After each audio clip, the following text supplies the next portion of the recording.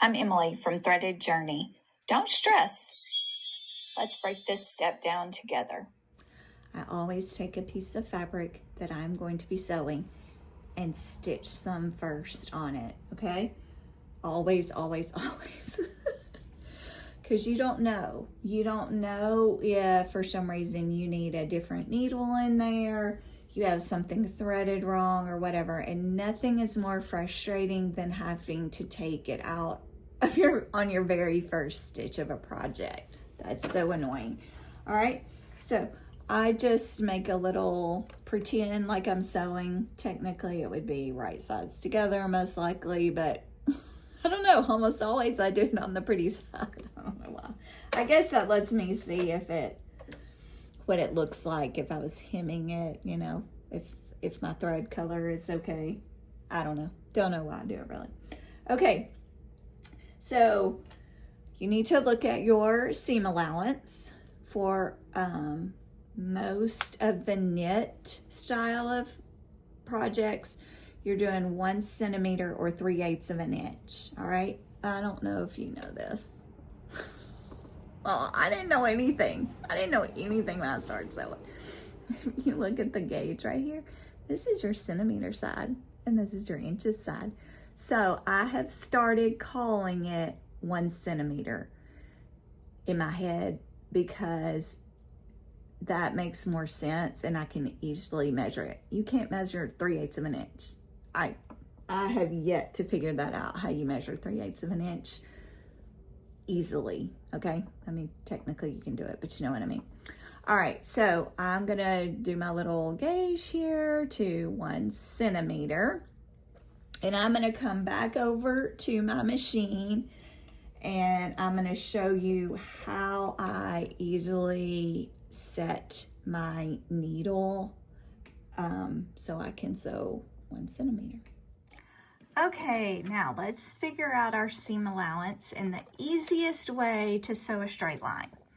So I'm going to put my gauge here and I'm going to put it at the edge of my presser foot.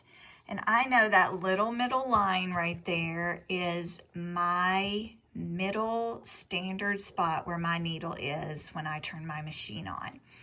Your machine may be older and you may have an option to have your needle in the center, all the way to the left, all the way to the right. Every machine should at least have those as options. Mine, I can inch mine over lots of places. If I have it all the way to the left, I know that from my presser foot edge to that needle spot is about 1/2 inch. So work on what you can figure out on your particular machine. An easy way to sew your seam allowance with a straight line, okay? So practice that. Figure out where your needle needs to be, where the edge of your fabric needs to be. That is easy. Painter's tape over here can help. I tried one of those little guides that helps hold your fabric down and all that. Mine isn't metal, so it doesn't stick to mine, so that didn't do any good. There's also those little readings at the top. I can't literally see any of that. I can see it right now on the camera, but I cannot see any of that just as I'm sewing. It's not dark enough, it's not bright enough, so I'll put painter's tape along the edge of those lines. So just stitch some lines, take it out, measure it, see what it is, write it down, figure out what you need to do. Okay, so I always practice. So I've got my fabric in. Here's a hint with knits. When I first started sewing, well, it's really any fabric, but especially knits, I was trying to start my needle right here at the edge of my fabric. Well, it's just gonna eat it. It's gonna get stuck all down in the bobbin and you're gonna have to pull it out. So start a little bit, I don't know if you can see it or not. If you see those red lines on the side, that's where my needle is. I have started, what is that, 1/2 centimeter 1/4 of an inch away from the edge, okay? I'm going to put my needle down, start sewing forward a couple stitches, then go back to it. All right, and then I can even go back maybe 1 or 2 past that, but don't go too much. If you end up needing to, you can always, once you've come to the end of your fabric, go back, turn your fabric around, and stitch again if you really need to. That made no sense, I know, but maybe you will once you've done it. Okay, so I'm going to drop my needle. My machine has and I've used it so much, it's coming off. It has a needle up and down. A needle up and down feature is where if I push it, oh, do you see my needle drop down? Now, if I stitch,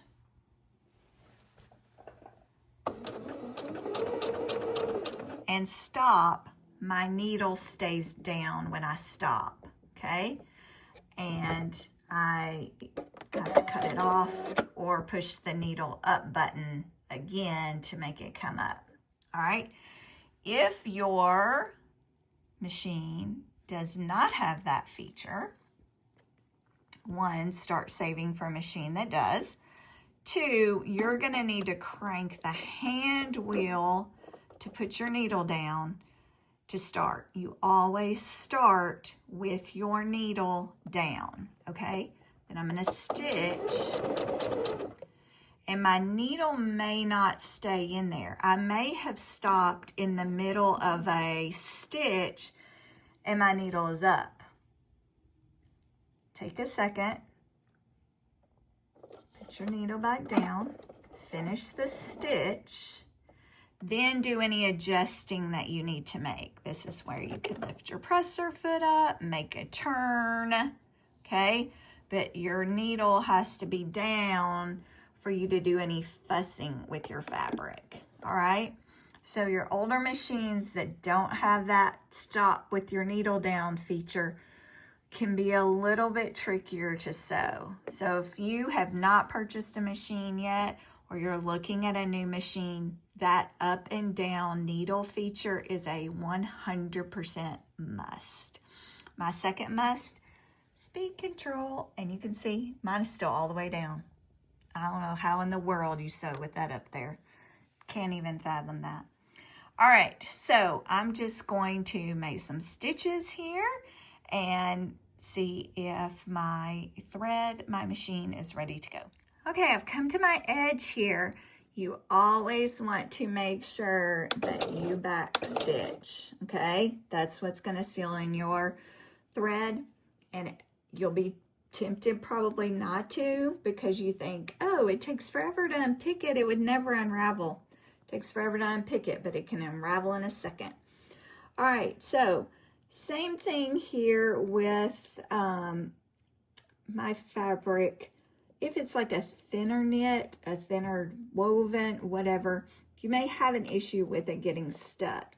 I always stop a little bit away from my edge, trying to stay within my seam allowance on the side here if it was going up against anything. But I'll go back a few spaces and then go forward, maybe a couple more, and then I might just stitch right off the end. That will hold it temporarily. If it's a fussy fabric that I need to do that, that way it will just stay together at the end if I'm needing to do something. If I started my stitching a little too far from the edge there, just because again it was being problematic for some reason, I just line my stitches up with that middle line, go forward, I go forward 2 typically, and then go back 2, and then I can finish that and run it off the edge if I need to, okay? All right, there we go. Hope that helps with starting your sewing. And I've made a pretty little stitch here with a 1 centimeter seam allowance. Next thing you needed to do if you were actually stitching that is go to your ironing board and press. Your iron needs to be hot, on steam, set for the right setting. You might even practice and make sure, especially if your fabric is a little fussy, make sure you do have your iron on the right setting and press. Press is different than iron. Press is press, lift up, press, lift up, not iron back and forth, okay? That sets in your thread, your stitches, and it makes your project look a whole lot nicer if you do that with every single seam. Thanks for watching. Don't forget to like and subscribe. And for more videos, click here.